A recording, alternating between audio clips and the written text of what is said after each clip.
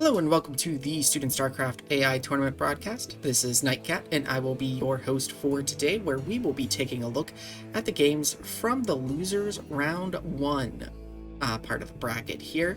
So we've seen one game from all of the AIs involved in the elimination phase of the tournament, and so today we're going to get to check out the AIs that are fighting to stay in the tournament. This being a double elimination tournament, you lose twice and you're out for the rest of the tournament. So today we're going to be watching Mad P go up against Xiaoyi, and then Mcgrave Z go up against Steamhammer, Microwave against Purple Wave, and finally we will wrap things up with my ability to not speak, and that we'll wrap things up with a little bit of Terran vs. Terran action with Willy T going up against Dragon. And for our first matchup, we have Xiaoyi Cog 2019 going up against Mad P. Xiaoyi spawning as the red Terran at the mid-right spawn on Python. Mad P spawning as the teal Protoss down in the bottom left. And so something to keep in mind here with the losers bracket, it is best of 3 instead of best of 5.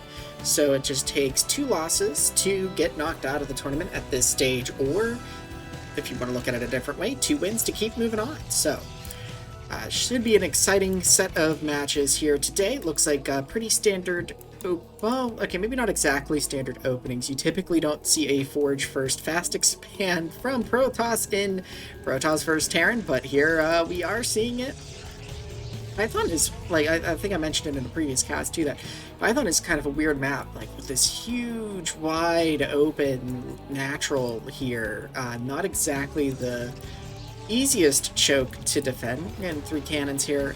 Wonder if Mad P is going to go the Zimp style 2-base carrier here, or how this is going to go. We've got Xiaoyi looks like going for scouting here with the Marine and the CV. Kind of interesting to see. Sees the cannons. Oh, okay, that probe is gonna get out. Another Marine coming out. So Xiaoyi being rather aggressive here with its units early on. Not really posturing defensively, recognizing though that it can't take these cannons out. Gateway on the way along with the natural Nexus. Meanwhile, Xiaoyi is going to go ahead and take a natural of their own. About 24 supply here. The factory is finished. We have the Vulture on the way. Gas building up here for Xiaoyi. Well, we see a second factory. Nope, we're seeing a starport, so it looks like a 1-1-1 opening of sorts coming out here. Now, there is nothing protecting the main right now. Core is about to finish, though. So we'll see if Xiaoyi goes straight for Wraith, or will they go for a control tower. I imagine you go straight for Wraith here. Now, science facility. Okay, could just be going... But it doesn't exactly make sense build-wise to me, because I would think that you'd want to be going... there isn't even an armory. So I don't know what this science facility is going to do for you, but a Wraith is now on the way. The Wraith could have come sooner, but there are still no Dragoons out. Now there are some cannons being started up on the high ground, it looks like, and this is going to be 2-base carrier play here. The Wraith is out, so we'll see where this Wraith goes. Will it find a hole?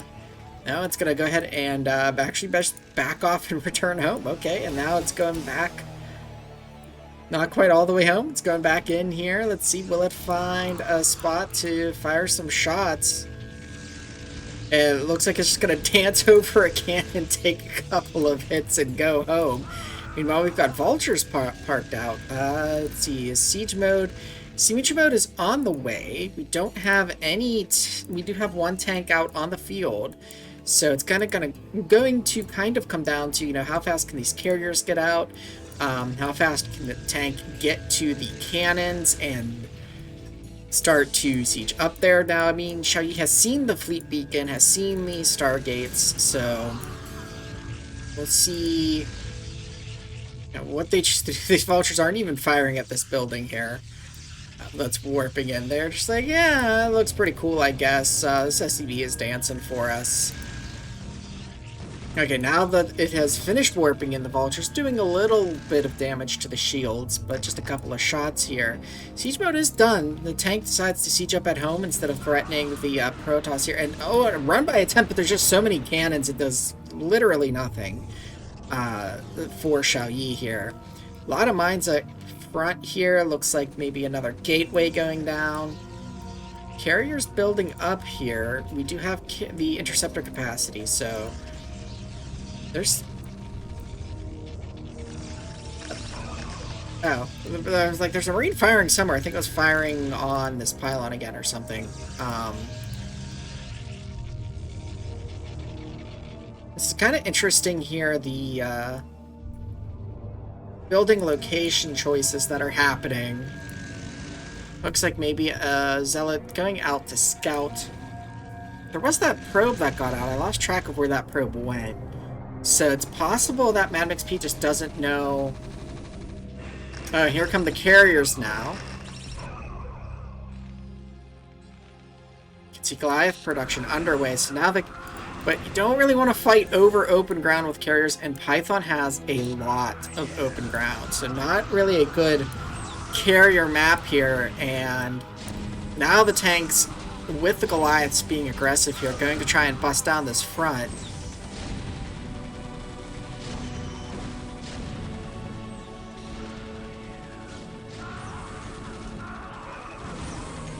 Now the question is, when are the carriers going to start to get involved here?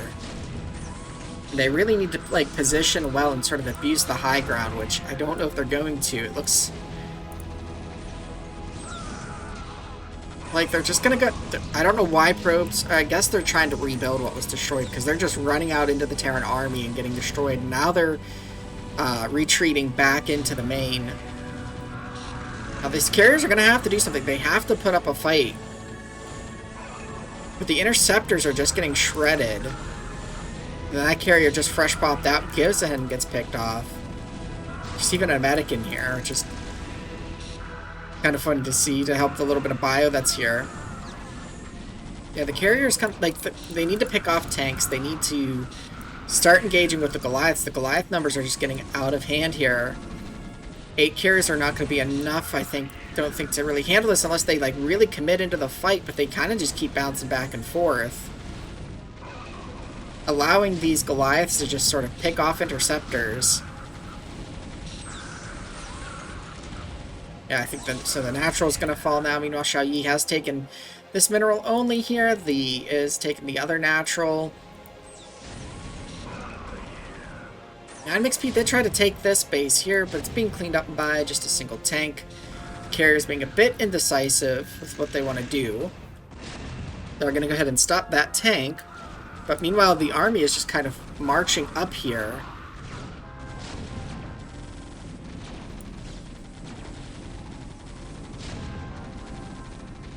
And yeah, I think this game is probably going to go for Xiaoyi, but there's still a respectable number of carriers out.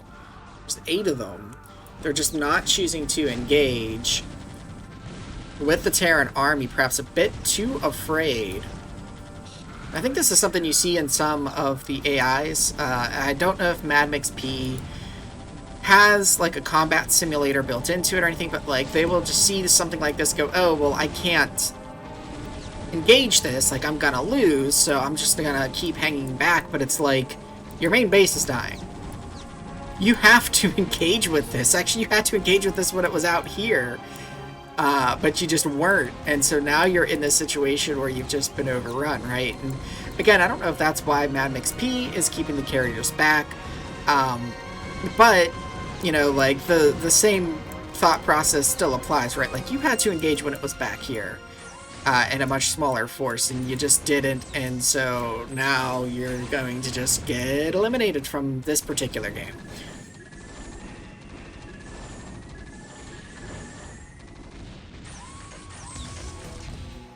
And there's still something left? There's a random pylon all the way out here. And the carriers are leading the Terran army right to it.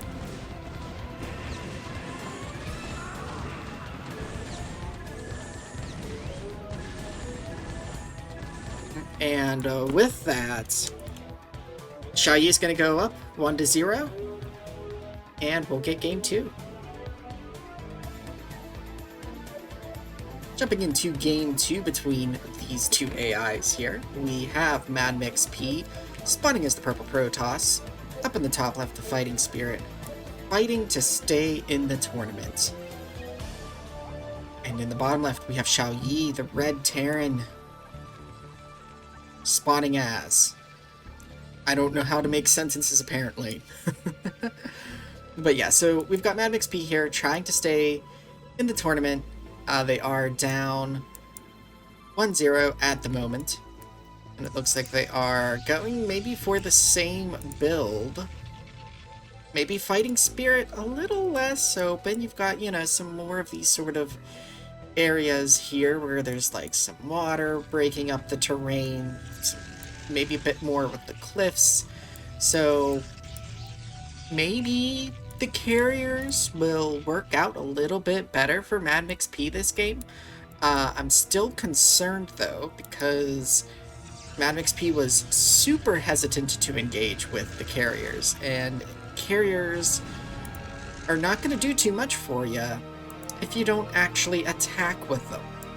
So we'll see if Mad P, you know, is a bit more aggressive and engaging with them. We did see in the previous broadcast that, you know, with Mcgrave Z would have a game where its Mutalisks were very hesitant to engage, and then it would lose, and then it would have another game where the Mutalisks would engage a bit more freely.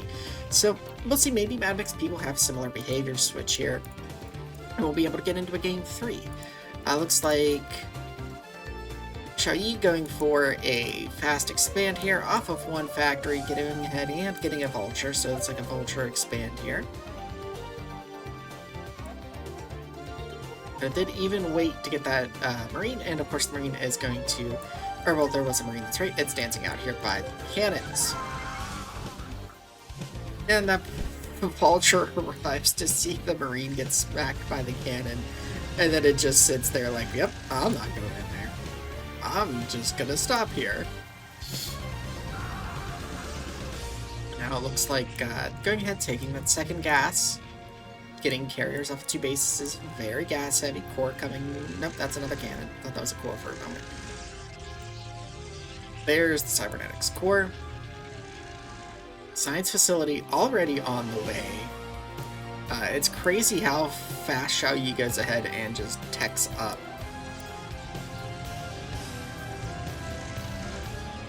Comsat's coming down, a Wraith coming down, let's see, Stim actually being researched right now.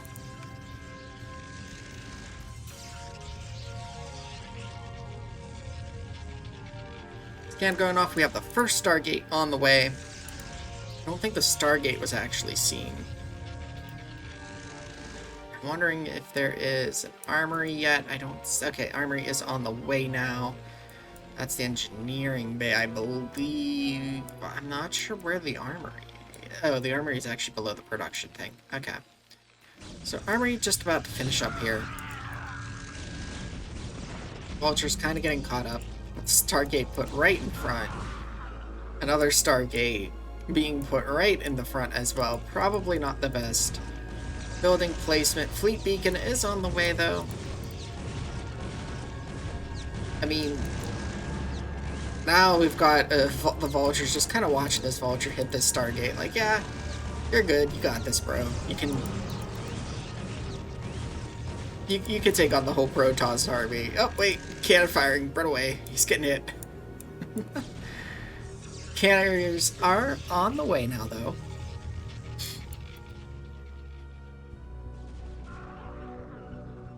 The occasional Marine still being sacrificed to the carriers. Or not the carriers, to the cannons. There are no... Okay, I was about to say there are no Goliaths yet, but now we've got the first Goliath under production. Let me just make sure that is indeed the first one. Yep.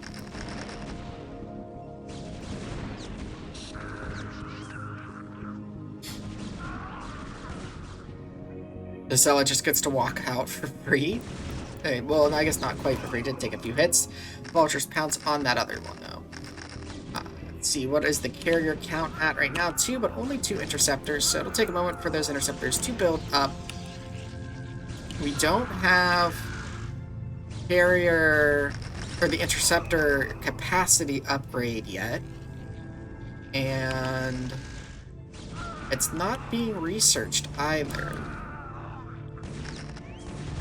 And again, the carrier's just being really, really hesitant. Here we go. Now the carrier's engaging a little bit with the army.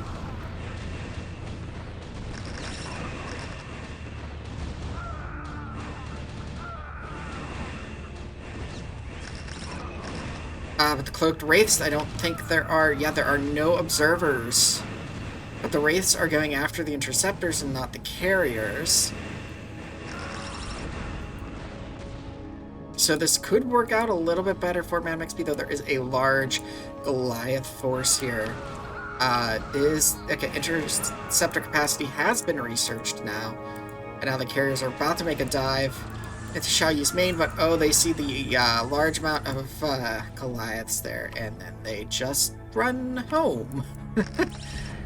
Which is very unfortunate to see. They could have easily abused this high ground. They could have just come up here, fired it down on the Goliaths, or even like started to take out the factories. There's not many factories for Xiaoyi available. They are making a return trip though. Meanwhile, Xiaoyi is expanding, going ahead and taking a third, taking a fourth. Mad Max P is taking a third, so that is good to see. Carrier production is continuing. Looks like a robotics facility is on the way, so we should see, I would imagine, observatory pretty soon here. Looks like going after a base, an expansion instead of the main. But that is leaving the Goliath and tank force to sort of just go out now. Limiting your opponent's bases is usually a good move, but it is leaving the Protoss pretty wide open here to counterattack the observatory. Huh, okay, that was an interesting observatory placement there. But we'll get at least one observer out, just has to be careful to not lose them. MXP trying to expand to the middle. Not the best expansion choice, but this bottom base here getting destroyed for Xiaoyi. I'm almost wondering if we're going to end up in a base trade situation, which with Xiaoyi's behavior here would be more in favor of Mad Max P, I think, assuming that the carriers don't just run back. I mean, there's 69 interceptors, so Mad Max P, I feel like, should be able to clean up this base if this force doesn't return. But now the tanks are sieging, this natural is falling. Oh, and there's so many Goliaths here. I can't tell, like, what the carriers are targeting, really. What are the upgrades? They do have Air Attack 1. They're getting armor. Double expand happening for Mad Max P. Actually, triple expand happening over in the top right corner. Looks like these Goliaths doing a really good job. The Goliaths are at 1-1 right now, almost at 2-1. Good job with the Corsair there. That side's vessel was really trying to just stay still, but the Corsair ended up taking it out. And yeah, see, like, the carrier army took out the Goliaths here. And yeah, we are kind of seeing, like, what happened with Mcgrave Z, where the carriers in the first game were super hesitant to engage with the opponent, and then in this game there was some hesitation at first, and then something switched where it was like, you know what, now I'm just going to go ahead and engage, and it's working out for Mad Max P. So in Mad Max P's favor, it's, you know, great to see that working out. Not so great for Xiaoyi though. Xiaoyi trying to expand to the bottom right corner, but at this point I think this game is pretty much concluded, and who is going to win. There's one more mineral patch here in the main, a whole lot of, well, maybe not a whole lot, there's only 8 workers for Xiaoyi. One little guy in the spinning turret trying their best to shoot down these interceptors. The paper plate just flying it out of I don't know where. It might have just been made and getting shot down. Turret guy being removed from the game. Incomplete bunker being cleared now. Xiaoyi just with the one command center here. A tank firing on this Nexus. Mad McP wanted to take that, but yeah, just a lot of bases out for Mad McP, a lot of cannons everywhere. This natural got cleared and not taking it back, but you know what? Mad McP is just like, I'm fine with that. I've got all these other bases. Healthy worker count. And with that, Mad McP will tie this up and take this to a game 3. Just has to finish clearing out these buildings. But yeah, I'm excited to see. I imagine we're probably going to see the same builds. I wonder, though, if we will see the carriers go back to their sort of passivity or not. I'm not sure what was causing them to be so passive in that first game. Maybe they're just more passive in a defensive capacity than in an offensive one. And they never really went to go be offensive, right? In that game on Python, they were pretty much stuck on the defender side. So maybe that's what the difference was here. It's hard to say without knowing the code of the AI, but oh, even a Dark Templar now. So we'll see how these two AIs shake out. Which one will be continuing on to round 2 in game 3? Let's go.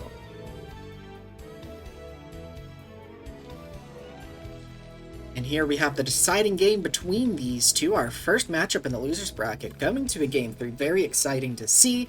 Xiaoyi spawning as the yellow Terran at the top right of Benzene, which is a 2-player map, and that leaves the bottom left for Mad McP to spawn in as the red Protoss. Looks like we're going to be seeing those 2 base carriers again. We have the pylon up at the natural, getting ready for that forge and those cannons, and we have Xiaoyi checking the edges of its base, making sure that there is nothing being proxied inside of it. A very great behavior to see there in an AI, just to make sure that nothing really is able to trip it up there. The forge here just finishing up, cannons being started, and now we have the scout going across the map here.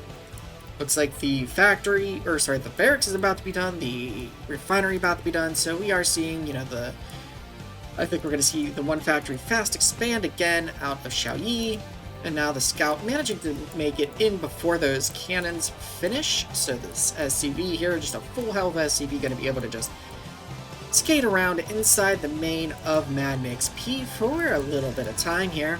Now we have the first Marine is out and going to go ahead and come across. Actually might be able to put some pressure on this forge without the cannons firing on it. It'll be interesting to see if that happens. I think this Nexus is also a bit exposed if the Marine positions itself properly. The Marine coming in here now. Actually, this gateway could probably be fired upon too, but it looks like we're just going to get the dancing Marine instead of the Marine committing to any sort of attack.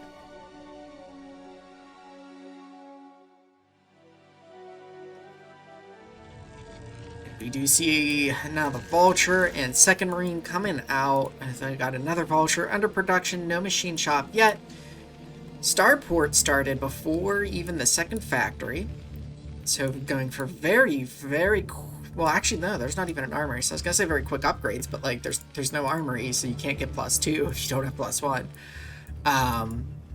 Now we have the Marines chilling out here, pacing, getting their workout in, not skipping leg day. The SCV still scouting in the main of Mad McP. Mad McP getting their cyber core started here. And the Zealot this time that tries to get out does not get left alone and does get picked off by the Vultures. Now Cannon able to get some shots up on the Marines. So this game looking pretty similar to the first two, like I said, at the end of the second game here. I think the deciding factor is really going to be what does Mad McP do with their carriers? How aggressive are they going to be with them? Also, what are they going to place out in front for a single Vulture to take shots, and then it gets distracted. The Marine got hit by the cannon, and the Vulture's like, hey, that wasn't nice. It's just interesting the way that some of these rules are playing out between these two. The dynamic between these two AIs is very interesting.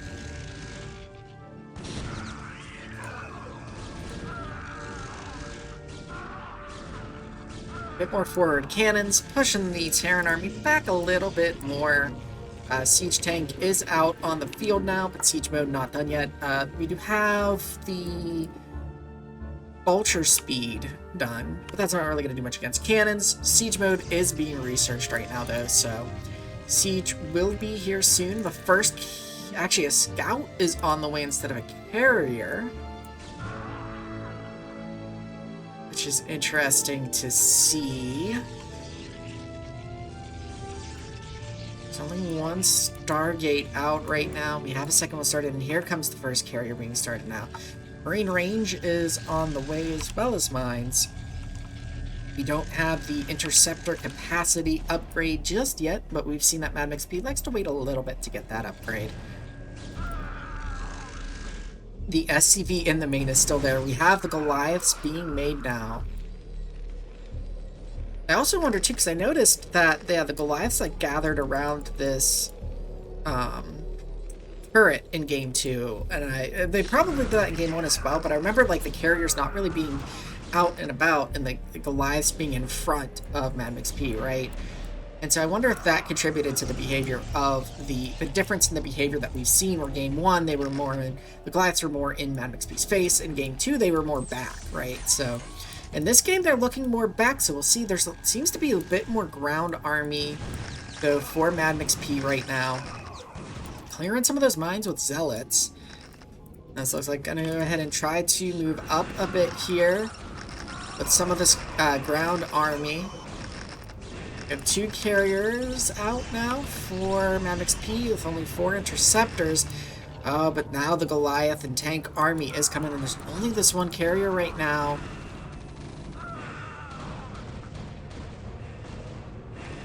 That carrier is going to have to run back.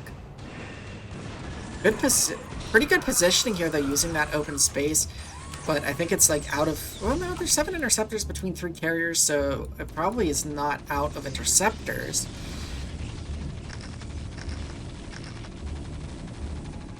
Got some more cannons coming down, but siege mode is done here, so the tank's going to be able to siege up and fire on the cannons. The cannons are really only going to act like as a delay tactic here. Now we have the air looking to respond, but it looks like it's being pretty tepid here.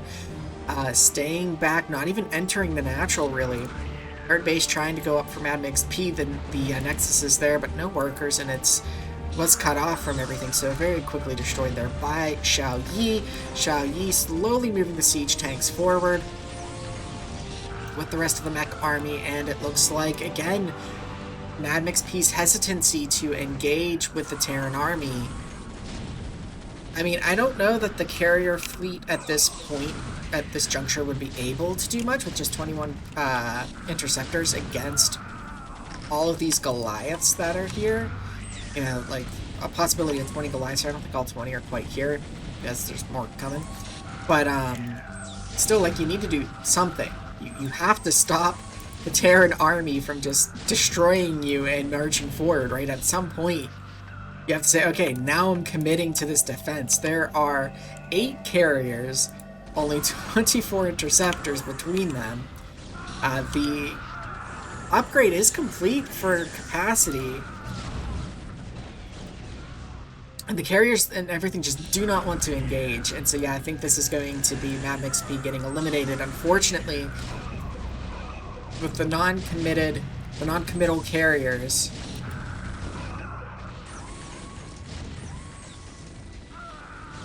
And there's no production on interceptors too, only 19 across 8 carriers. I believe carriers can have up to 8 interceptors each with the upgrade, if I'm not mistaken. And so there should be able to be like 8 squared carriers, but which I think is like what, like 60 something or something like that? 60 or 70 some interceptors. So I'm not sure exactly what's going on here, but Mcgrave just, or sorry, but Xiaoyi just a strong showing here, getting a bit tripped up here though, because of the ramp and the buildings that are right there. But slowly making their way up. There are a few cannons that they've got to fight through.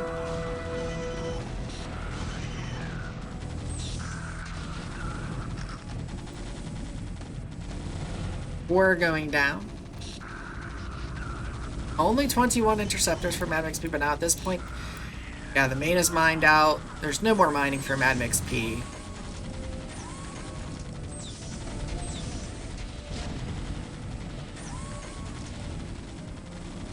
And the mech will slowly make its way further and further into the base. Now as interceptors fall, they cannot be replaced.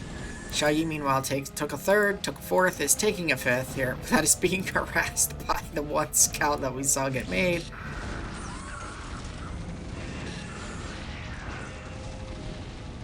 And yeah, MadMixP just really needed to keep this natural alive and either counterattack with the carriers or, like, you know, go for base trade or push this army back. But it did neither, and so will be eliminated from the tournament. Xiaoyi will move on, winning its first series in the losers bracket, 2-1. It's just the last few Protoss buildings to fall. I wish I could see the kill count on this scout,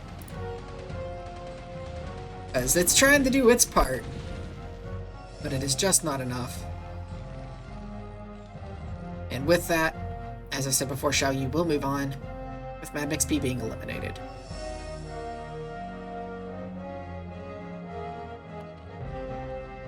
Second matchup of today. It's going to be a little bit of Zerg versus Zerg action. We are on Python again for game one. We have Steamhammer spawning as the white Zerg up at the top. Well, it's the top-ish, right-ish. It's the rightmost start position. Steamhammer. And over on the leftmost spawn position, we have, as the brown Zerg, Mcgrave Z. So we'll get to see, we saw Mcgrave Z performing in Protoss or Zerg vs. Protoss. Now we will get to see it in its Zerg vs. Zerg. It looks like they're both going very different builds here. Looks like the spawning pool is actually the spawning pool and the extractor both faster for Mcgrave Z. Steamhammer up one more supply right now, it looks like. I think this was maybe an overpool or something of that sort for Steamhammer, whereas Mcgrave Z got the pool before, like a 9 pool. Both are getting Zerglings right now. Mcgrave Z's finishing a little bit sooner, but I think they have probably one of the longer distances between the two, so that little bit of difference not able to do much. Interestingly, we are seeing the Sunken go down. So we saw this in an earlier ZVZ, where one was going for a creep and a Sunken, and the other did not, and was able to get the Mulisks out a little bit faster. I believe that was Monster against, I can't remember who it was, I have to look it up after this game. Yeah, Mcgrave Z diving in here, finds Steamhammer. Was pretty confident in that dive in, except for when the second Sunken finished, and then it has forced back off. It looks like the Spires are actually about the same speed this game. Really hard to tell who got theirs first. Maybe Steamhammer might have even got it first. But anyway, they're going to finish at a negligible difference in time. Mcgrave Z holding this ramp right now, not confident enough to go up it.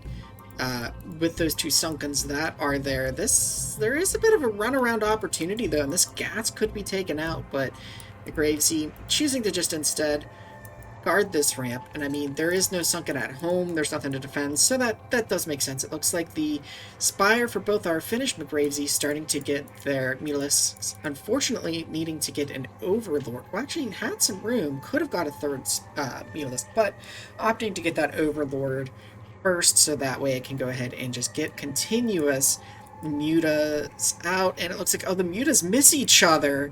This could be big. But the Mutalisks for Mcgrave arrived just that little bit sooner. Yeah, that's right, it was Monster and Microwave. That was the series I was thinking of.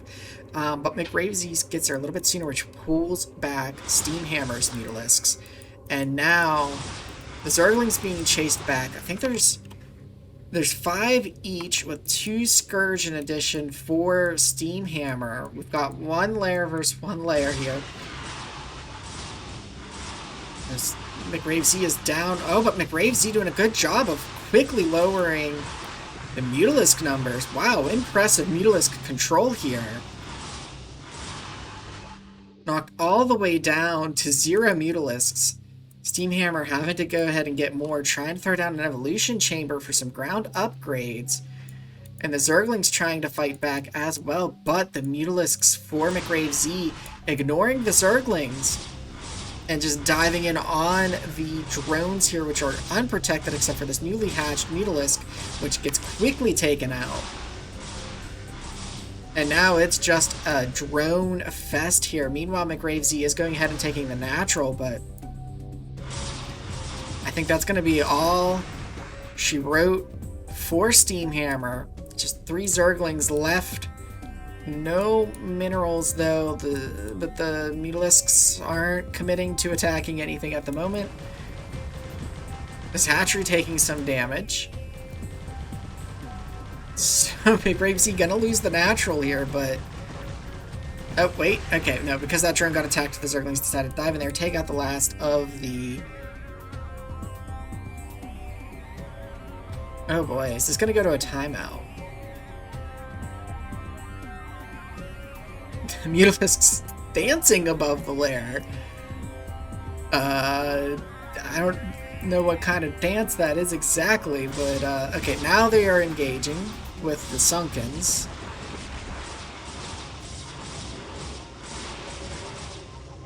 It looks like they must have been waiting for those Zerglings to be ready to engage with the base before actually engaging here.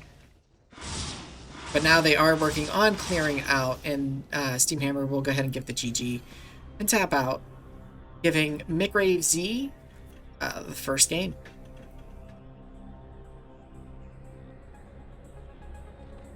Getting into game 2 here, we have Steamhammer spawning as the Orange Zerg, trying to fight to stay alive in this tournament, in the bottom left of Mcgrave. And up at the top, 12 o'clock position, we have the Brown Zerg, Mcgrave Z, fighting to move on to round 2 of the lower bracket. So we will see here if we get the same. It looked like in game 1 it was just a little bit better with the Mutalisk micro, I think, for Mcgrave Z, that kind of turned the tide there. Looks like we actually have a gas first from Steamhammer. No pull yet. Well, just getting started now.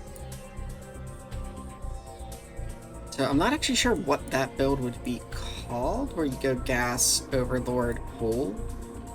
But the Zerglings for Mcgrave Z already about to come out here. But I think Steamhammer does have time to get its Zerglings before Mcgrave Z's Zerglings would be there, and it looks like they're actually gonna gather here before going anywhere. Perhaps they were waiting for the confirmation from this Overlord that there was nothing here at this main, as they are going straight for where Steamhammer is. And Steamhammer's lair, I think, actually started a few moments before Mcgrave Z's, but there are a lot more Zerglings. There were only like 4 Zerglings for Steamhammer here, having to get more, having to pull the drones. Doing a great job. Oh, now the drones are starting to fall, though. That was almost excellent, like... Wait. Okay. That's what's saying crazy. Why are your Zerglings leaving? With that, Steamhammer will leave after losing all of its drones, but wow, that was a really quick game, too. It looks like Steamhammer was just trying to play a bit greedy there. Maybe trying to get the Spire a little bit quicker by skipping on some of the Zerglings, but Mcgrave Z just able to capitalize on that. GG, good showing from Steamhammer with Mcgrave Z continuing on.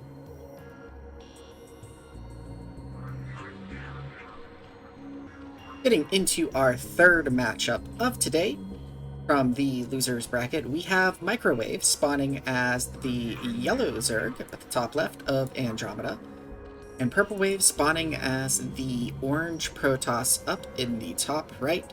Just a quick note about the last series as well. It's actually our second upset, with Mcgrave Z having come into the tournament 1 seed lower than Steamhammer. So we've seen 2 upsets so far this tournament.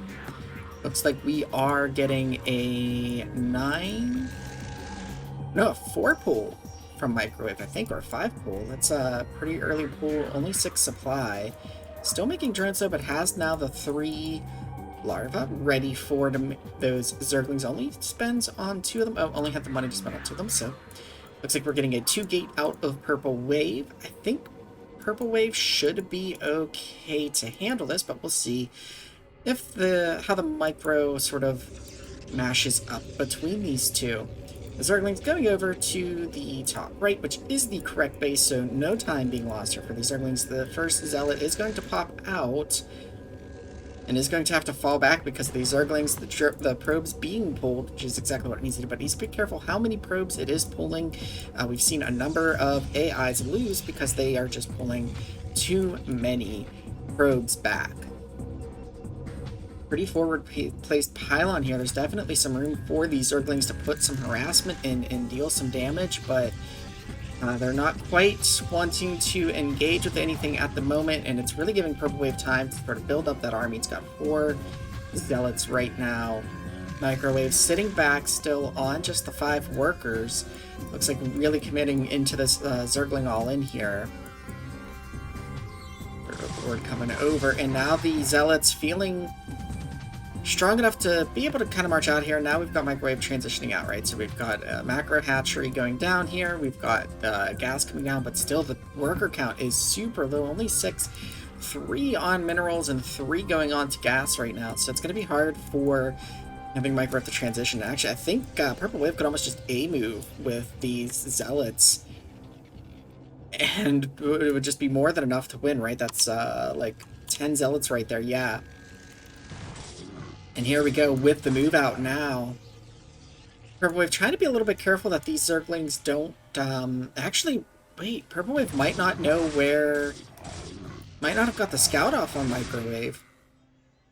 As the Zealots seem to keep wanting to go down. To the left, though, no, it may just be their pathing the way that they are going. And now they've pushed the Zerglings all the way back, but no, they're going to the wrong start location?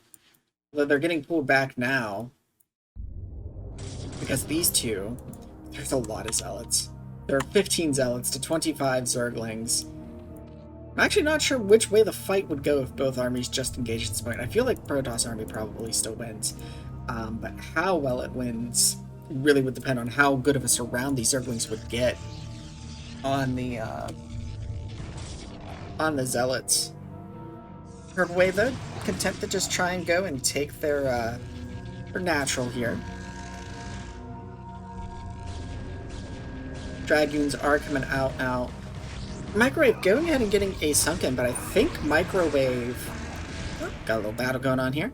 Microwave is still just on, yeah, like a few workers, only 8 workers, 1 macro hatchery, and a spawning pool, so it's really all in with this Zergling play here, but it's being forced again to fall back to its main. Purple Wave looking to be a little bit more committed into, oh, some of the Zerglings getting caught and not being able to go up that ramp, but yeah, there's no anti-air, so these Corsairs are just going to have their way with the Overlords at this point. The Corsairs could just sit on top of this and prevent Microwave from spawning any Overlords. But Microwave is going to get at least 1 Overlord out, maybe another one. Oh, there's Dark Templar now. That if the Corsairs just go in here and keep the Overlords dead, this Dark Templar could just clear the base. Corsairs, though, not really diving in there. Not taking advantage of the lack of anti-air from Microwave.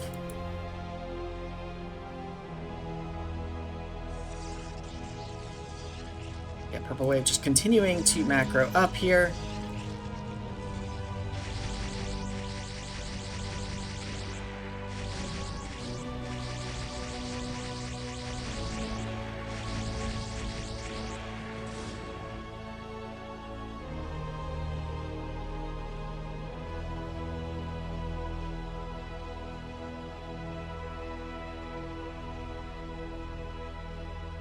Not feeling confident, apparently, to come up this ramp here and push into the base. which is allowing Mcgrave to actually go ahead and... Oh, now the last Overlord is clear, but there's a couple about to hatch, but a lot of Zerglings falling down here.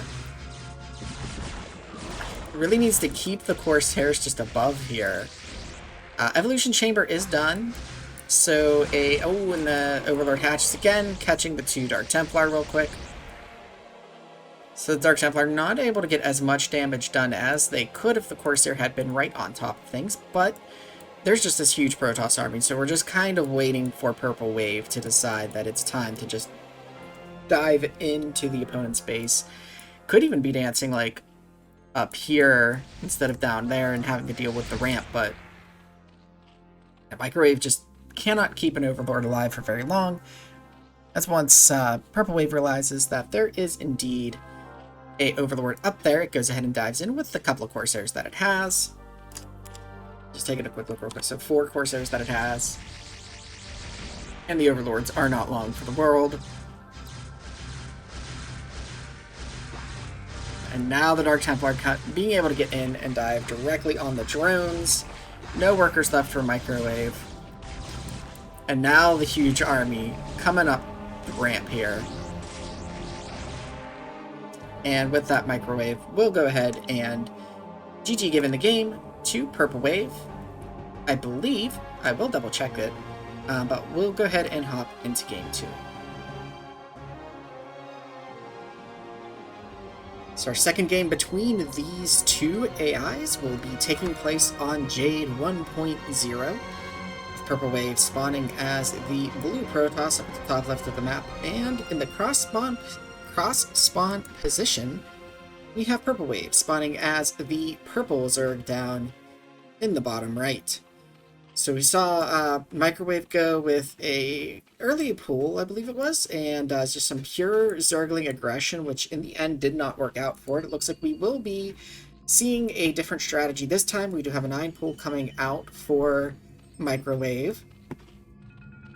And the Overlord's going to check the cross spawn while the drone is going to look up at the top spawn here. Purple Wave, meanwhile, getting a gateway. We now have an Overlord on the way, getting 2 gateways, so opening up with that 2-gate style yet again. And now we've got the gas coming down for Mcgrave. So we'll see if that goes into, say, Speedlings, or if that's going to go into Lair Tech, so I'll keep an eye when that 100 gas hits, where it gets spent. We do have a macro hatchery coming down for Mcgrave as well. Zerglings rushing across the map. Zealots should be done in time to keep this safe here. The Zealots hanging out in the mineral line. There was one up at the ramp, but Jade is a map where you go transition from high ground to low ground, going from natural to main, so doesn't make the biggest difference when all of the fighting units are melee, but it certainly can have an effect on the game as time goes on. We have a Forge now on the way, so 2-gate into Forge from Purple Wave. Mcgrave has spent that gas on Zergling speed, so we actually might be seeing the same strategy here where it's just all Zerglings all day here from Mcgrave. But eventually that's just not going to scale against a large number of Zealots. Especially if you're not getting to that hive tech where, you can essentially turn your Zerglings into Cracklings where they have the faster attack speed. But the Zealots are letting a fair bit of damage happen to them. Actually losing one Zealot there that was just trying to back up but couldn't because of the other Zealots. But they are being quickly replaced. More Zerglings are falling than Zealots, so Purple Wave looking to be in a pretty good position here still. Going ahead and getting that Citadel of the Dune. Gonna be able to have Dark Templar out on the map relatively soon here. We might see, I think we'll see the Templar Archives and the Stargate start at about the same time, allowing Corsairs to just sort of come out with no anti-air. We'll be able to just clean up the Overlords, and then the Dark Templar will be able to just clean up the Zerglings. So good turtling here, and now the Zealots actually moving up the ramp and pushing the Zerglings back here, but this is giving more surface area for these Zerglings to be able to land hits on the Zealots. So it's going to go ahead and back off here. Really, that just moved the Zerglings out so that way. Purple Wave, go ahead and take their natural, and we do have the Stargate started down now. And there's the Templar Archives. So Templar Archives just a little bit after the Stargate. Close to what I was guessing would probably happen here. More Zerglings coming out for Microwave, and yeah, Microwave is just doing this like 2 hatchery, just pure Zergling production, which is really going to, I think, get it into some trouble here. You can sort of just monitor the health of the units here and see that, yeah, the Zerglings are doing a fair bit of damage, but there's just so many Zealots, and the Zealots are actually getting good surface area on the Zerglings as well, and so now the Zerglings being forced to retreat back.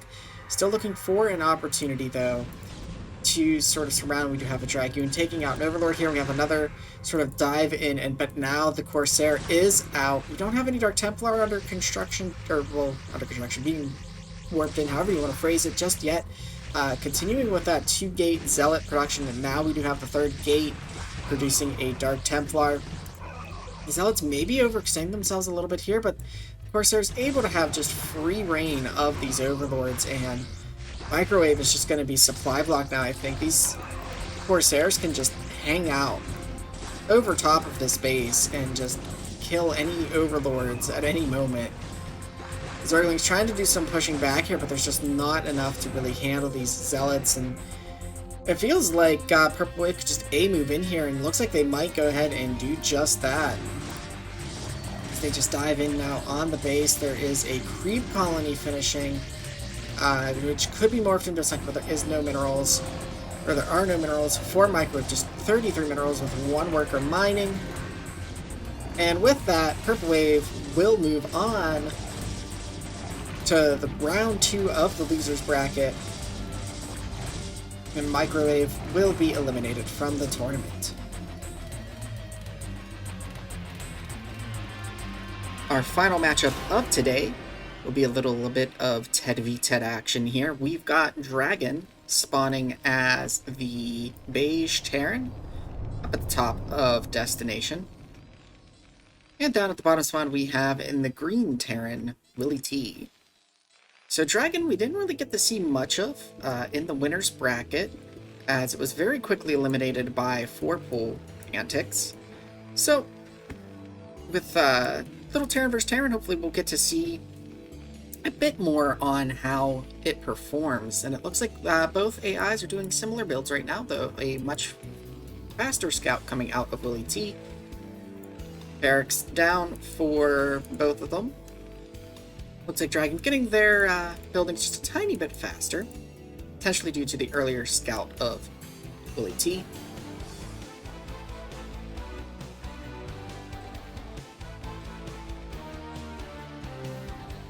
Binary coming down, though, faster for Willy T. So maybe a little bit of a deviation in the build orders here. Still no gas. Looks like this is going to be a gasless expand out of Dragon. Factory is on the way. The first factory for Willy T.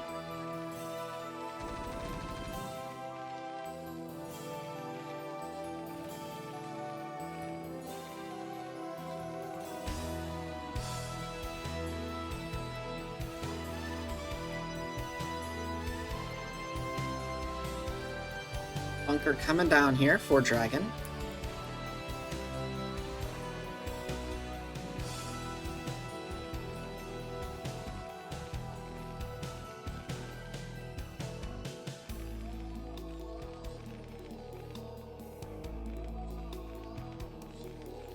And we have the first factory on the way for Dragon as well.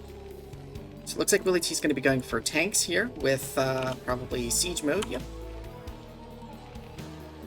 And Willy T is just sitting on one base for right now. We have the Screaming Bird. I'm going to go ahead and click on it, but it will not scream in OpenBW.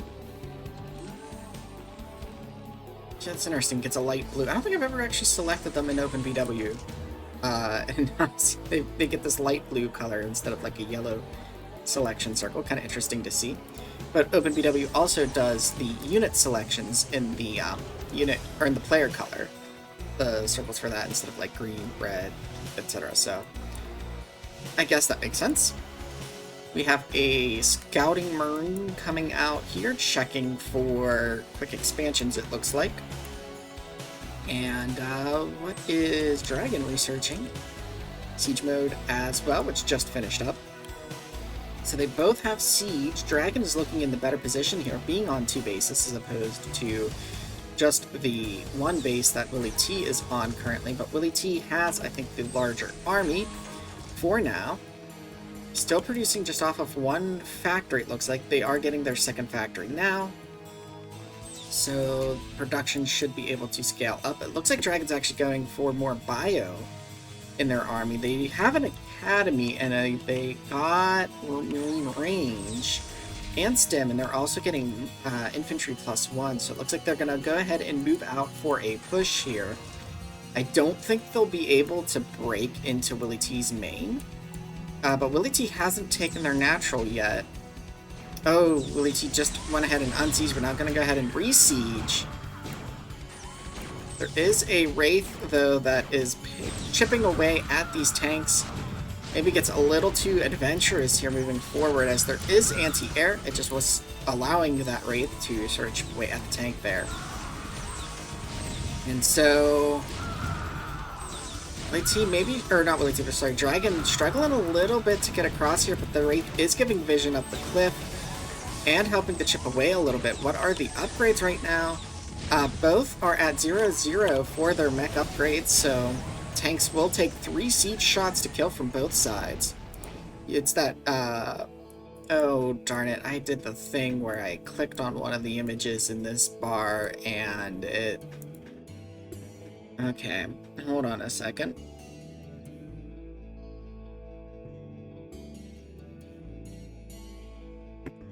Sorry about that.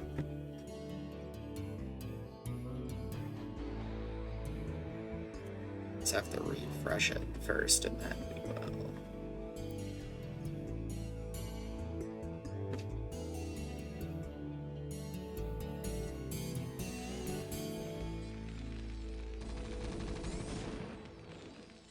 Get back to where we were.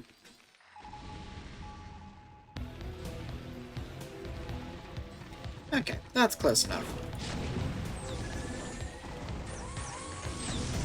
So we do have cloaked wraiths going on here now. Some scans going down, and the wraith is giving vision for the tanks to be able to fire up here. But like I was saying, upgrades are at 0-0 for both sides right now. +1 is on the way for both of them. It's further along for Willy T, but +1 isn't really where you see the difference kick in. It's +2. And I don't know if either side actually has a science facility. We're on 1 time, so we'll go up to 2 times here. Looks like Dragon does have the science facility, but yeah, Willy T is really gas-starved right now because they're still just on the 1 base, not feeling comfortable enough to take their natural, and understandably so with this force out here harassing them right now. But they really need to do something. They can't just sit on this 1 base contained and expect the win. Meanwhile, Dragon is doing exactly what you want to do. In the TVT, you have your opponent contained. Go ahead and take more expansions. You know, start to take over the map while your opponent is unable to get out of their base. I like also that there are these Marines just sort of wandering around. It looks like we've got a 4th base being started for Dragon as well. Those Marines making sure that there is no surprise expansion. The only thing is I don't know that they've checked this back corner.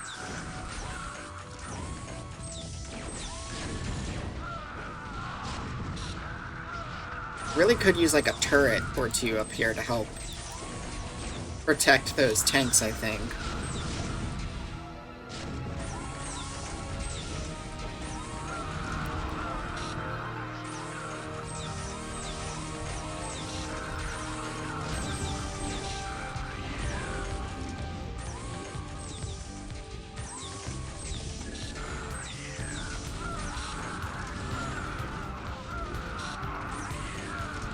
Yeah, it looks like Dragon now coming up onto this ramp here. With the vision of the Wraiths and the additional little bit of chip damage from the Wraiths, was able to just kind of move these tanks off this high ground, and now is pushing its way up the ramp here. making some space for them to be able to get onto the high ground. And also just with the superior macro, right? Because like if you look at the supply differences, like Dragon with 4 bases is just able to produce more stuff. 3 factories each with machine shops here. You know, it's just able to produce a lot more. Willy T trying to hold on, but now units are up in the main on the high ground. A couple of tanks, though, are going to push the bio back a bit, but there's actually a bit of a traffic jam on the ramp here, as we can see.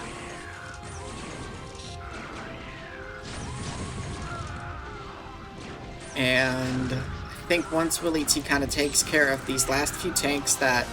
Or sorry, once Dragon is able to take care of these last few tanks, though,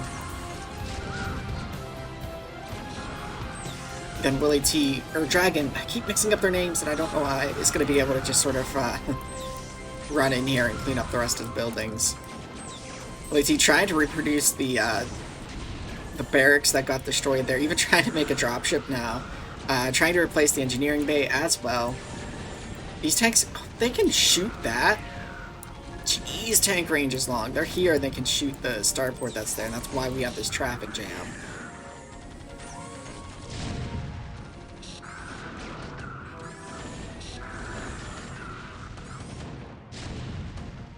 But yeah, now Willy T out of workers, 3 supply, a lot of minerals, but no real gas. Now it's just cleanup duty for Dragon. Continuing to take bases as well. Now this back pocket corner base is being taken. But this mineral block here is not being mined out. But Dragon's going to take game 1 on destination, going up 1-0. And we will get into game 2 of this matchup and possibly the last game of this cast.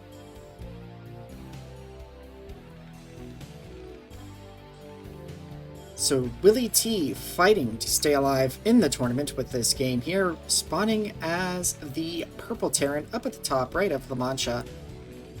And Dragon taking a strong 1-0 lead in this series, spawning as the white Terran down at the bottom right, looking to seal their move on to the losers bracket round 2. Let's go here, another TBT, some action here. We've got depots started for both of them here. Yeah, Willy T, I like that it tries to mix things up a little bit, but just didn't quite cut it in that game 1. Scout going out pretty early here for Willy T. We can see the early gas and barracks. Well, it's not early, it's what you would normally do. Interesting racks and barracks placement here. This is like what you would see for like Terran vs Protoss in human games usually, just to give that space where the Marines can squeeze between these two structures, but Zealots can't. That sort of design is really not going to do a whole lot in terms of Terran versus Terran. Marine out in time to sort of chase this SCV around a bit, but the SCV is going to get a scout. You know, what Willy T does with that information, we don't know, but it does see, you know, one SCV on the gas here, the factory, the racks, which are pretty far back in the base too. Meanwhile, back at Willy T's home, we've got 3 Marines out. The factory is started as well, albeit just a bit later, as the machine shop has started when this factory is about halfway done. We've got another depot coming down, 3rd depot as well, for both of them here. Willy T going for that in-base bunker here, which I feel like would serve it better to be out in the natural, but, you know, being safe, hopefully it doesn't get trapped on this one base. Not loading that bunker right away, but the Marines on standby to go in there just in case they need to. There's a fair amount of this gas holding SCV dancing around too. I was gonna say, there's a fair amount of like Marines here. A lot of dancing happening. I'm not sure what that is about. We could be seeing a rush though. Both are going for siege mode first, and yeah, we are seeing this pusher. So this that dancing was just kind of waiting for that second tank to finish up and to join in this push. The question is, will Willy T be able to hold it? Willy T siege mode is done first, but siege mode for Dragon finishes right around time for them to get here. There's 2 tanks to 1 tank. So Ooh, that siege reveals the bunker. Tanks weren't in range of a tank, but they were in range of the bunker to smack it. Now the Marines rushing up here. Kind of trying to keep an eye on all of the action here. These tanks starting to fall. The tanks of Willy T being a bit more effective here. It hasn't lost a tank yet. Willy T 5 tanks to Dragon's 4, but there's only 2 up here at the front. There's another something coming. It's an SCV, probably for some repairs. Or to try and spot and or scout. But I am worried though. Dragon is getting their natural setup here.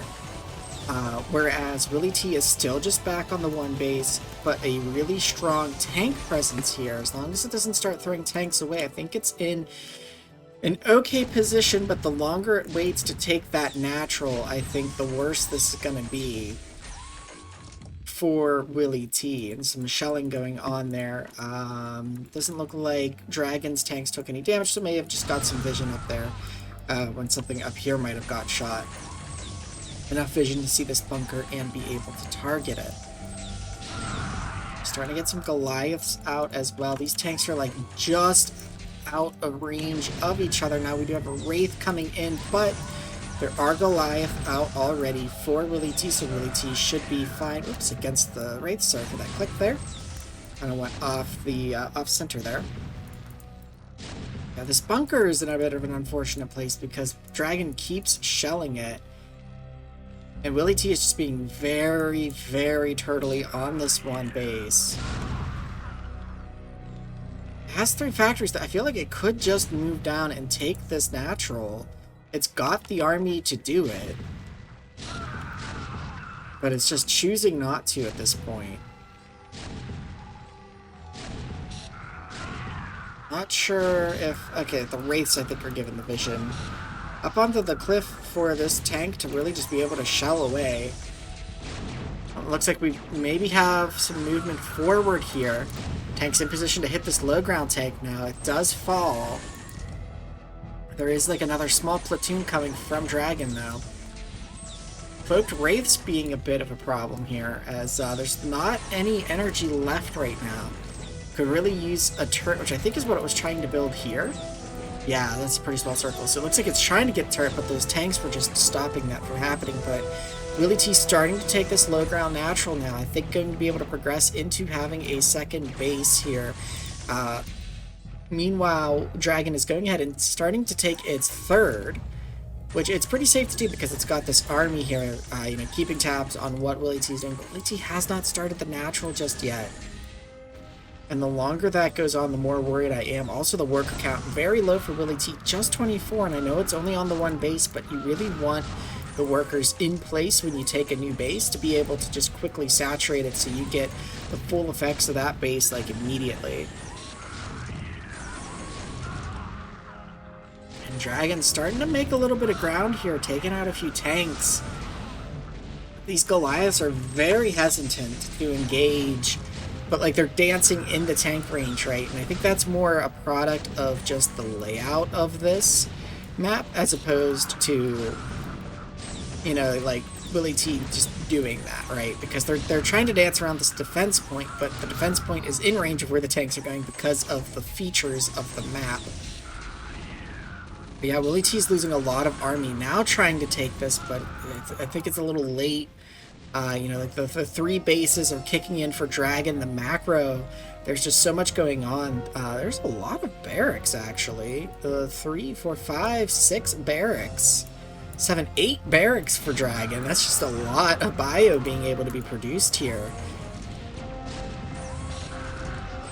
But yeah, Willy T losing this natural, and it looks like Willy T is not going to be staying in this match for too much longer, I think, as Dragon is slowly working their way up to get into this main.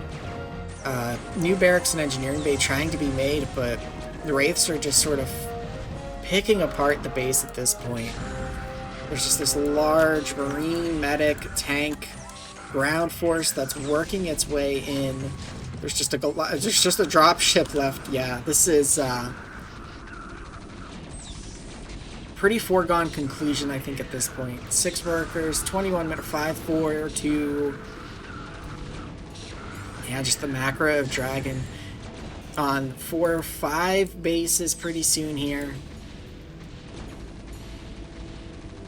Taking a very strong win in both games, just keeping Willy T down to that 1 base now. I love the exploration to just check the other bases. Willy T just making sure that there is nothing out there that it did not know about. And with that, we have the final AI that'll be moving on to the round 2, a loser's bracket. Dragon taking the series 2-0 with Willy T being eliminated from the tournament.